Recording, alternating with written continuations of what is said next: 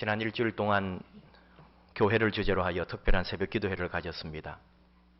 6년 전 부임했을 때 고난주간 새벽기도회 1층을 가득 채운 여러분들을 보면서 놀랐던 기억이 있는데요. 세월과 함께 숫자가 반으로 줄어든 것 같습니다. 내년 고난주간 새벽기도회 또 가을 새벽기도회 6년 전 열정으로 돌아갔으면 좋겠습니다. 요즘 목회가 제일 힘들 때입니다. 재미없을 때고요. 교회가 제일 욕 많이 듣고 뉴스 켜면 목사가 남부진한 것만 나오는 그런 시대에 지금 우리가 있습니다. 교회가 사회와 소통 단절되었다고 비판을 받고 있고요. 바로 어제 그저께도 큰 믿음 교회 부목사님이 쇼핑센터에서 또 여자 뒤에서 사진 찍다가 걸려가지고 지금 곤혹스럽게 지금 당하고 있습니다. 몇 달 전에 사랑의 교회 부목사님이 그래가지고 한국 교회가 전체적으로 한번 욕을 들었는데 이번에 또 큰 믿음 교회에서 이래가지고 담임 목사님이 벌써 일찍 카페에 사과문을 올렸더라고요. 숨긴다고 이게 숨겨지는 것도 아니고 요즘은 네티즌 수사대가 다 파헤쳐 버리거든요. 그래서 숨길 것도 아니고 그래 보니까 큰 믿음 교회도 보니까 100명이 넘어요. 부목사님이. 그러니까 이 사람들이 관리를 한다는 게 사실 어렵고요. 사랑의 교회도 마찬가지죠. 태생적으로 그런 질환이 있는 경우 이걸 누가 다 점검을 하며 큰 믿음 교회도 또 하는 말일 수도 있어요. 다 그런 쪽으로 질환이 있기 때문에 그랬다고 또한 빠져나가려고 그런 말 하기도 하겠지만 참 어려운 시대입니다. 이게 남을 비판할 수도 없는 거고 같은 목회자 입장에서는 다 이게 내 얘기인 줄 알고 우리가 같이 또 받아들여야 될 일들이고 그런 어려움이 있어요. 교회 여러분도 마찬가지입니다. 목사 잘못했구나, 목사 욕한다고 해서 교회가 잘 되는 거 없거든요. 우리 성도가 빛나는 거 없거든요. 목회자 욕하면 결국은 우리가 우리 얼굴에 침 뱉는 거고 우리 교회가 교회를 또 비난하게 되는 거고 그런 아픔이 우리 모두에게 있다 이거예요. 그러니까 서로 알기 때문에 잘해야 된다는 거죠. 하나님 앞에 더 아름답고 멋지게 나아가야 되는데 이 교회를 어떻게 할 것인가? 우리 믿음을 어떻게 할 것인가? 이 신앙을 어떻게 할 것인가? 이것이 오늘 또 우리의 주제가 됩니다. 교회는 이론이 아니고 삶이거든요.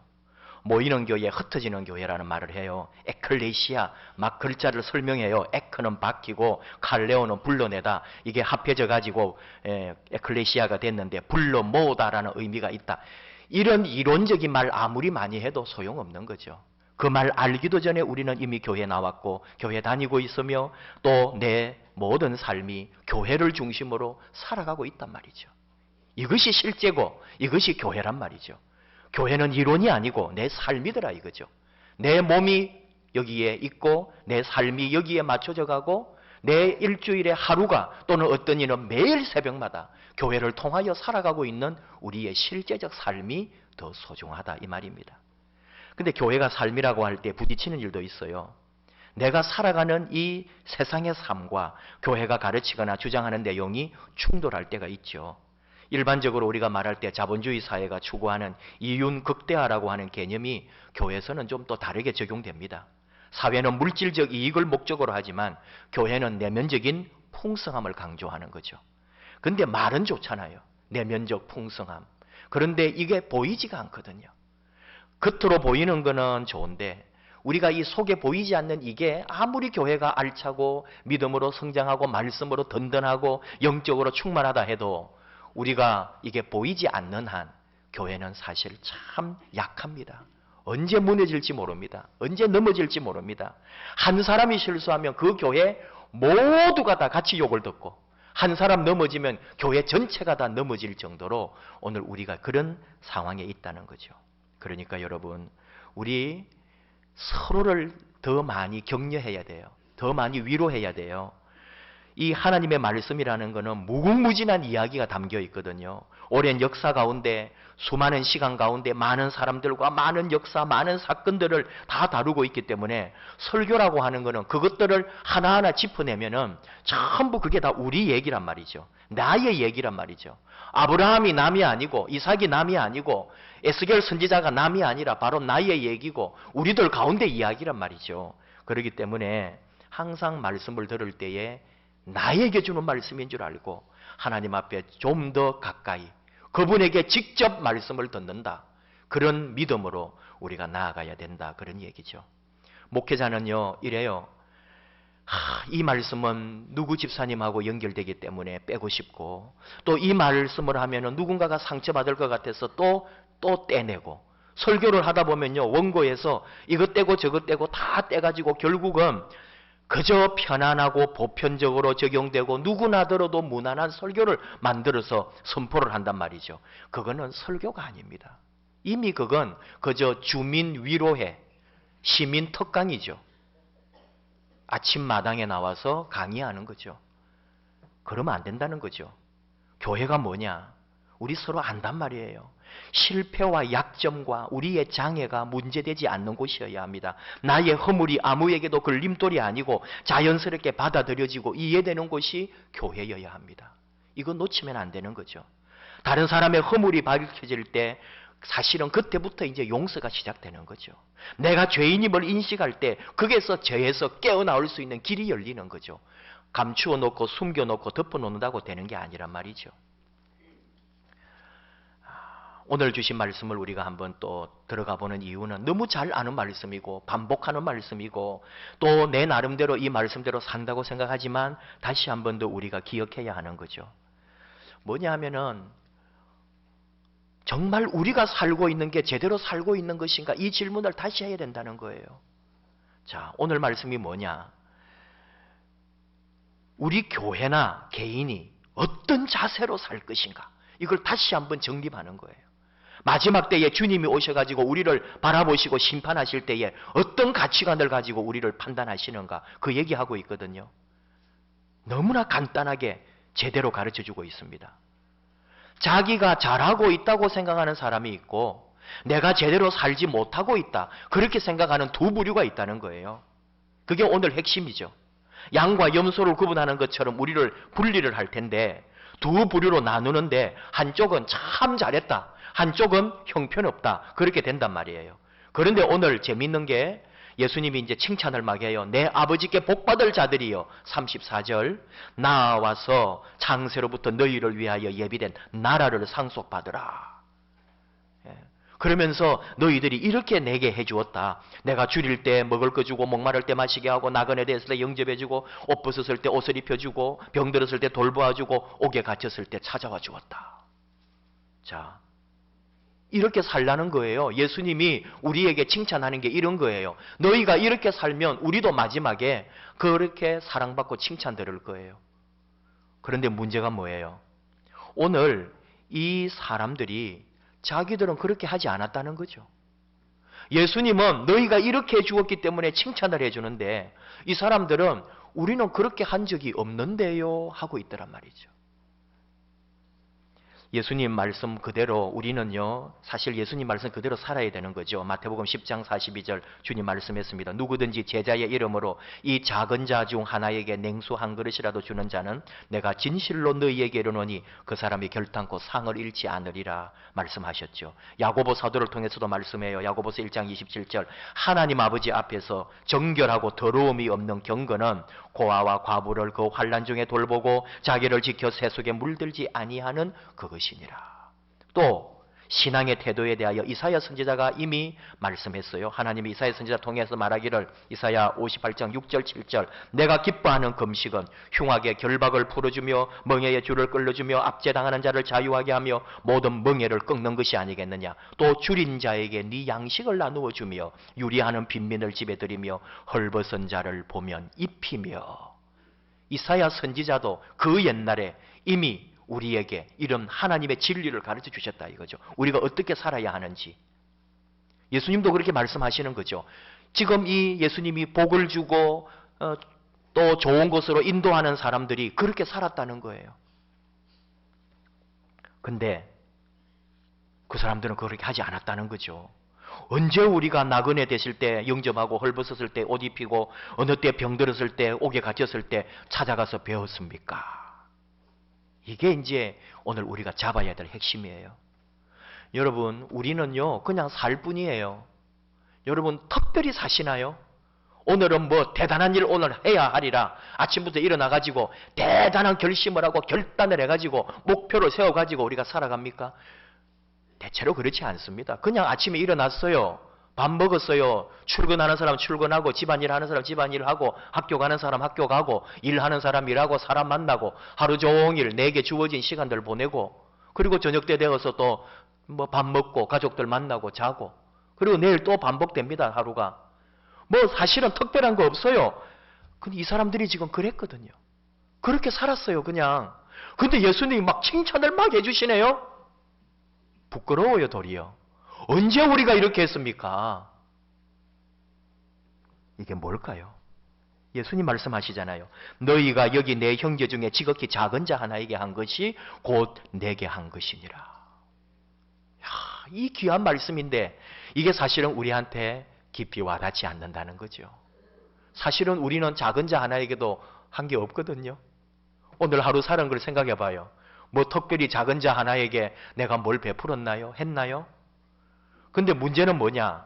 다른 사람 봐요. 이쪽에 이제 우리가 읽지 않았어요, 오늘은. 이 사람들은 예수님 앞에 당당하게 말해요. 이 사람들은 도리어 벌을 받는 자리에 가 있는 거예요. 그러니까 따지는 거죠. 우리가 언제 그렇게 하지 않았습니까? 하고 또 나오는 사람들이 있어요. 우리가 굶주렸을 때 도와주었고, 헐벗었을 때 입혀주었고, 감옥에 갇혔을 때 돌아봐 주었고, 병원에 갔을 때 가서 방문했고, 우리가 다 해드렸는데 우리는 왜 이렇게 벌을 내리십니까? 지극히 작은 자 하나에게 하지 않은 것이고 내게 하지 않은 거다. 이 저주를 받은 자들아. 이게 어렵단 말이에요. 도대체 지극히 작은 자 하나에게 하는 게 뭔데 어떤 사람은 하지 않았다는데 복을 주시고 어떤 사람은 잘했다 하는데도 저주를 하시는가? 우리 자신을 지금 보고 있는 거예요. 나는 과연 어디에 속할까? 껍데기를 말하는 거잖아요. 우리 겉으로 참 잘할 수 있습니다. 여러분 이렇게 가운 입고 목사님 점잖게 있으면 목사님이라고 하죠. 그러나 이걸 벗고 밖에 나가서 다른 짓 하고 있으면 누가 그걸 또 말하겠냐고요. 여기 와 있는 모습만 절까요? 아니거든요. 여러분도 마찬가지 아닐까요? 교회 와가지고 성경 딱 끼고 와가지고 점잖게 앉아서 주여 하고 있는데 누가 그 사람이 그 속에 한 주간 무슨 짓을 저질렀는지 누가 아냐고요. 근데 하나님은 그걸 보고 계신다 이거죠. 네가 한 주간 살았던 그 삶에서 그 작은 일에 한 사람만 보지 마십시오. 지극히 작은 자라는 것은 지극히 작은 일도 포함합니다. 네가 살아가는 삶의 지극히 작은 일 하나에 너가 어떻게 했는지에 따라 너의 인생의 모든 것이 판가름 난다. 너 전생애가 심판받는다. 이 얼마나 무섭고 두려운 말씀인지 모릅니다. 지난주 호주에서 모델로 활동하는 호주 사회의 유명한 스타 에세나 오닐이라고 하는 아가씨가 SNS를 중단을 한다고 발표를 했어요. 이 아가씨의 인스타그램 팔로워가 58만 명이고 유튜브 구독자가 26만 명이래요. 어르신들에게 한번 설명을 하면은 이 아가씨가 스마트폰에 자기 사진 하나만 올리면 수천 수만 명 정도가 아니고 수십만 명이 항상 이 사람이 이 아가씨가 올린 사진이나 옷이나 먹은 거나 그 하루의 삶을 본다 이거예요. 그럼 어떻게 되겠어요? 너무나 유명하고 이 사람을 통하면 많은 것을 알릴 수가 있거든요. 옷 하나만 입어도 58만 명이 그 옷을 보는 거예요. 광고가 되죠. 그러니까 옷 업체가 계속 뒤에서 도와주는 거예요. 레스토랑에서 이 사람 불러가지고 맛있는 거 막 주는 거죠. 그래가지고 사진 찍어서 올리면은 이 집에 너무 맛있겠다 또 찾아가는데 우리가 그런 식으로 사는 거예요. 그리고 막 항상 웃고 행복하고 또 멋지게 보이고 그런 식의 사진을 수백 장 찍어서 제일 좋은 거 올리고 그게 이 사람의 하루 일과예요. 근데 중단한 거예요. 다 그만둔 거예요. 왜냐? 한두 번이지 갈수록 사는 게 행복하지도 않고 만족스럽지가 않다는 거죠. 이 아가씨 결론은 스마트폰, 컴퓨터 화면으로 보여주려고 포장하고 억지 모양으로 사는 것은 삶이 아니다. 나는 지금까지 컴퓨터 화면만 보느라고 가짜 삶을 살았다. 진짜 사는 거는 서로 만나고 이야기하고 손잡고 밖으로 나가서 자연과 더불어 즐기는 게 아닌가. 그리고는 진짜 민낯 다 벗어버리고 상표 있는 옷 아니고 그냥 지 있는 모습 그대로 원래대로 밖에 나가서 자연 속에서 두 팔 벌리고 내가 자연의 한 부분이 된 것 같아요 하면서 감격하면서 나 이제 이렇게 살래요. 이렇게 한 거예요. 근데 여러분 너무 당연한 거 아니에요? 그렇게 사는 사람 일부가 있지만 우리는 항상 그렇게 살아왔는데요. 자연과 더불어 살았고 그냥 세상 열심히 살아왔을 뿐 아닙니까? 주님이 보실 때 누가 이쁘냐고요? 그저 평범하게 사는 우리들, 하루하루 힘들지만 또 지쳤지만 땀 흘려가면서 살아가는 우리가 더 사랑스럽지, 포장하고 예쁘고 스마트폰에 컴퓨터에 막 치장해가지고 예쁘게 해가지고 자기를 자랑하고 그 뒤에서는 누군가가 돈을 대주고 그리고 돈벌이가 되고 그렇게 사는 삶을 주님이 칭찬하시겠느냐고요. 이 에스나 오닐은 판단을 참 잘한 거죠. 여러분, 결국은 뭘까요? 신학자 폴 틸리가 흔들리는 터전이라는 책을 냈어요. 그분의 설교집인데 세상이 요동하고 있다는 거예요. 세상이 너무 흔들린다는 거예요. 우리가 견딜 수가 없도록 지진이 일어나 봐요. Shaking of the Foundation이라고 그랬어요. 이 지축의 흔들림, 터전의 흔들림, 땅의 흔들림, 내 전 존재의 흔들림, 세상이 나를 흔들어 버리는 거예요. 그러니 나는 거기에 무너지는 거죠. 지진 일어나면 파묻혀서 다 떠나버리는 거 아니에요. 그럴 때 우리가 어떻게 할 거냐? 세상이 우리를 쥐어 흔드니까 이 흔들리는 터전에서 우리가 어떻게 할 거냐? 그분은 1차 세계대전을 봤거든요. 참전도 했었어요. 비참한 인간의 상황을 다 봤어요. 그가 깨달은 거죠. 전 우주, 전 존재, 우리의 모든 이 세상에 흔들리는 것을 보고 그가 고백하는 거예요. 우리가 정말 이 흔들리는 세계에서 하나밖에 없다. 시편 55편 12절 말씀처럼 네 짐을 여호와께 맡기라. 그가 너를 붙드시고 의인의 요동함을 영원히 허락하지 아니하시리로다. 하나님이 의인을 지켜주시겠다는 거죠. 하나님이 하나님의 자녀를 그 흔들리는 터전 속에서 지켜주시겠다고. 우리로 하여금 그 속에 파묻히지 않도록 하나님이 인도해 주시겠다는 거예요.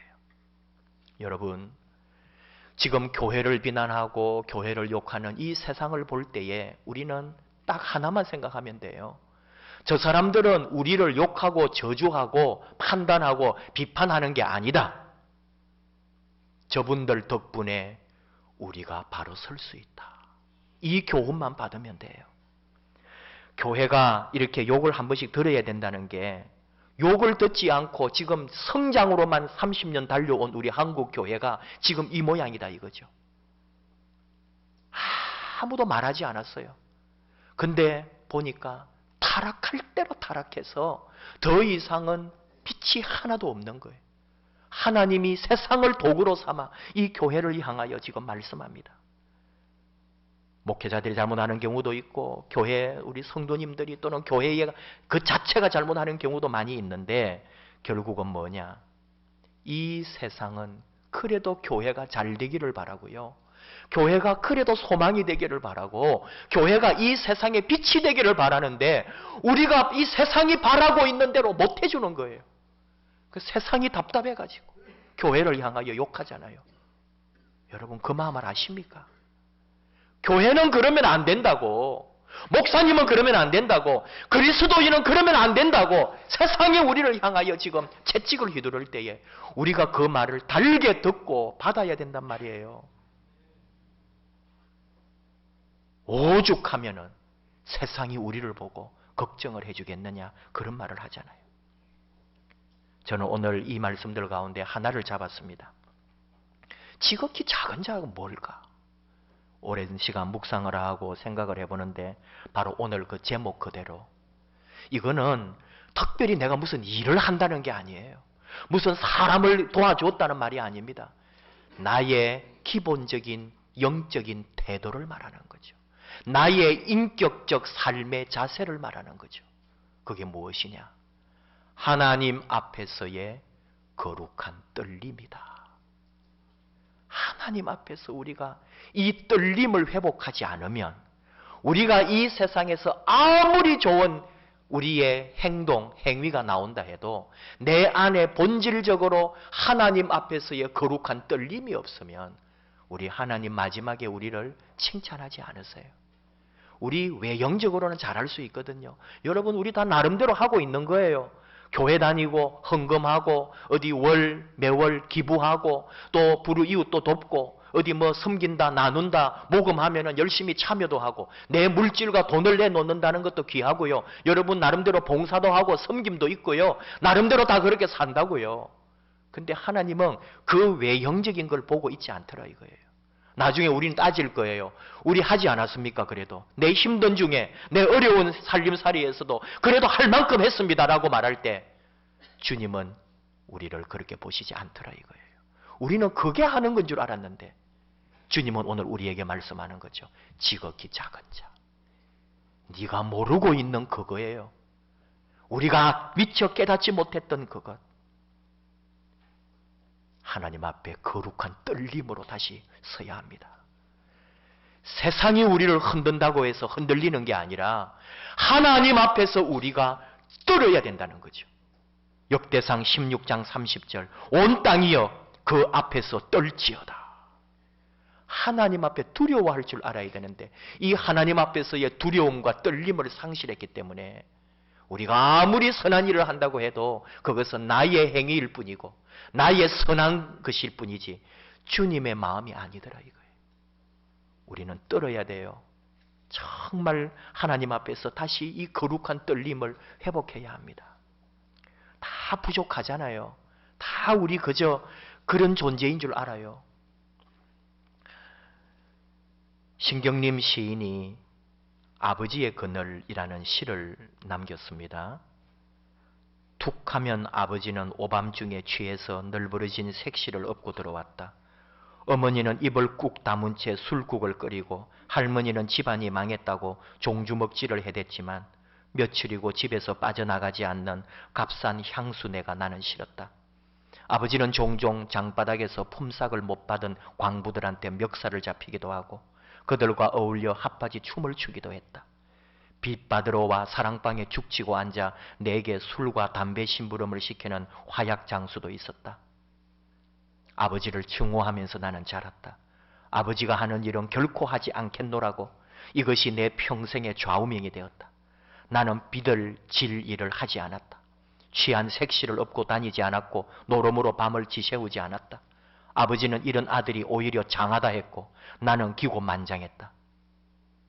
그리고 이제 나도 아버지가 중풍으로 쓰러진 나이를 넘었지만 나는 내가 잘못했다고 생각한 일이 없다.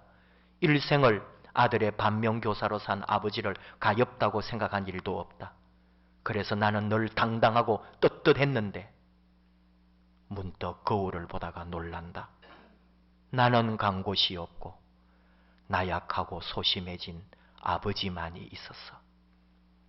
취한 색시를 안고 대낮에 거리를 활보하고 호기 있게 광산에서 돈을 뿌리던 아버지 대신 그 거울 속에는 인사동에서도 종로에서도 제대로 기 한 번 못 펴고 큰 소리 한 번 못 치는 늙고 초라한 아버지만이 있다. 여러분은 오늘 설교와 이 시를 어떻게 연결할지 모르지만 저는 이 시가 제가 설교 준비할 때 마음을 그대로 담고 있어서 여러분과 잠깐 나누었어요. 신경림 시인 아버지가 아마 광산업을 하셨겠죠. 근데 광산업이 기울다 보니까 다 돈도 제때 못 주고 일꾼들이나 이런 화약 장사라든지 이런 사람들, 사업하는 사람들에게 뭔가 다 주지도 못하고 그리고 또 자기는 한창 잘 나갈 때는 맨날 술집에 색시 집에 데려와가지고 그렇게 온 식구들 속을 썩이고 노름하고요. 절대로 아버지를 닮지 않으리라. 그래가지고 자기는 그렇게 산다고 살았죠. 깨끗하고 정의롭게 산다고. 아버지하고는 다르게 살겠다고. 악을 품고 살았죠. 그리고는 도리어 아버지 앞에 기고만장하고 교만하고 아버지 앞에 목에 힘을 줬겠죠. 그런데 어느 날 보니까 사실 그런 것도 아무것도 아니더라 이거예요. 너무너무 초라한 자기 내면을 보는 거죠. 아버지와 내가 다를 바 하나도 없다. 이건 신앙의 시가 아니에요. 저는 여기에 하나 더 넣고 싶은 거예요. 우리 믿음이 뭘까? 신앙이 뭘까? 하나님의 자녀로 산다는 게 뭘까? 신경님의 아버지도 신경님도 결국은 우리 힘으로는 안 되는 거예요. 하나님 아버지 앞에서 내가 어찌할 수 없는 나보다 더 큰 힘과 능력이신 하나님 앞에서의 거룩한 떨림으로 내가 서지 않는 한 내 인생에 영원한 만족은 없는 거죠. 항상 이렇게 마지막 가보면 초라하고 병들고 약해지고 아무것도 남을 것이 없는 그런 빈 껍데기 인생만 있더라 이거예요. 하나님 앞에 다시 우리가 서는 거예요. 이 길밖에 없어요. 하나님 앞에 다시 나아가서 하나님 앞에 두려움과 떨림으로 그분의 거룩하심 앞에 우리가 다시 나아가서 내가 겨우 나 혼자 살아남는 게 아니라 나는 하나님께 받은 사명이 있고 하나님이 나를 이 땅에 보내신 것은 그저 이렇게 나 혼자 겨우 살다가 죽으라는 게 아니라 세상에 나가서 영혼도 구원해보고 세상에 나가 세상을 변화도 시켜보고 너에게 주어진 사명을 이 땅에 나가서 감당하라고 하는 몫을 주셨는데 우리가 그 귀하고 놀라운 사명을 받은 자들인데 이것을 다시 회복해야 한다는 거예요. 겨우 나 혼자 사는 거예요. 겨우 나 혼자. 겨우 주일에 교회 끌려오다시피 와가지고 예배 한번 드리고 가는 게 내 인생이에요. 거기에 뭐가 있겠냐고요. 하나님이 내게 지금 나를 부르시고 이 흔들리는 터전 속에도 나를 요동치 않게 하시고 내게 사명을 주시고 이 세상에 나가서 일할 수 있도록 세상을 변화시킬 수 있도록 그런 사명자라는 사실을 우리가 다시 붙잡아야 합니다. 그 사명 어디서 옵니까? 하나님 앞에 다시 거룩한 떨림으로 설 때에 그분 앞에 다시 내가 두려워하는 마음으로 설 때에 내 사명은 새롭게 되고 겨우 내 한 목숨 부지하는 신앙이 아니라 나아가 세상을 바꾸고 나를 필요로 하는 사람의 그 영혼을 치유해 주는 일에까지 내가 쓰임받게 된다는 것. 다시 한번 기억하면서 하나님이 나를 부르시고 지금도 이 세상에 또 내 곁에 있는 믿지 않는 그 영혼을 지극히 작은 한 사람을 위하여 내 자신을 드리라고 그 사명 앞에 거룩한 떨림으로 부름받는 저와 여러분 되기를 원합니다. 우리 함께 찬양합시다. 세상에 있는 사람들은 주님이 필요합니다. 그 주님은 나를 보내셔서 나를 통하여 이 세상의 사람들을 치유하게 하고 고쳐주게 하고 그 사람들이 다시 새롭게 되기를 오늘 이 땅에 사는 사람들을 위하여 나아가는 저와 여러분 되기 원합니다. 매일 서치는 사람들 내게 무엇을 원하나 매일 스치는 사람들 내게 무엇을 원하나 공허한 그 눈빛은 무엇으로 채우나 모두 자기 고통과 두려움 가득 감춰진 울음소리 주님 들으시네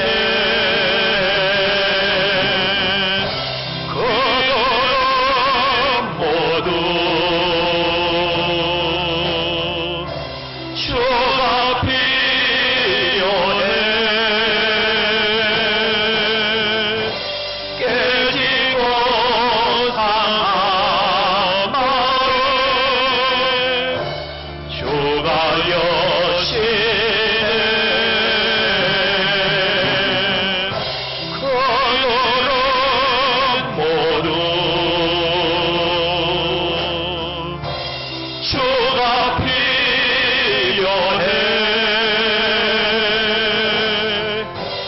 모두 알게 되리 사랑의 주님 캄캄한 세상에서 빛으로 부름받아 컴컴한 세상에서 빛으로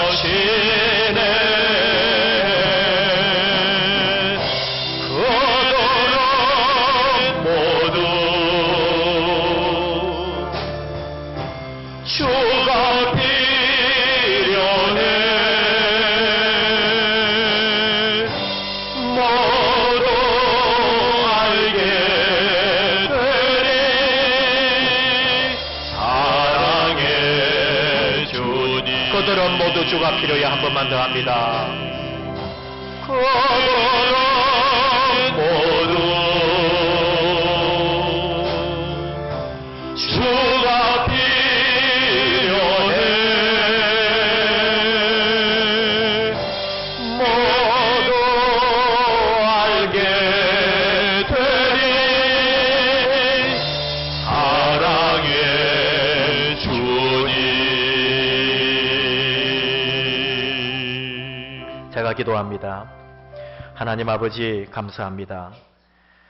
우리를 사명자로 불러주셨는데 저희들은 겨우 믿음 지키느라고 하루하루 살아가느라고 주님이 맡겨주신 그 사명도 지극히 작은 자 하나에게 베풀어야 할 그 나눔도 제대로 감당하지 못하는 부족하고 연약한 저희들입니다.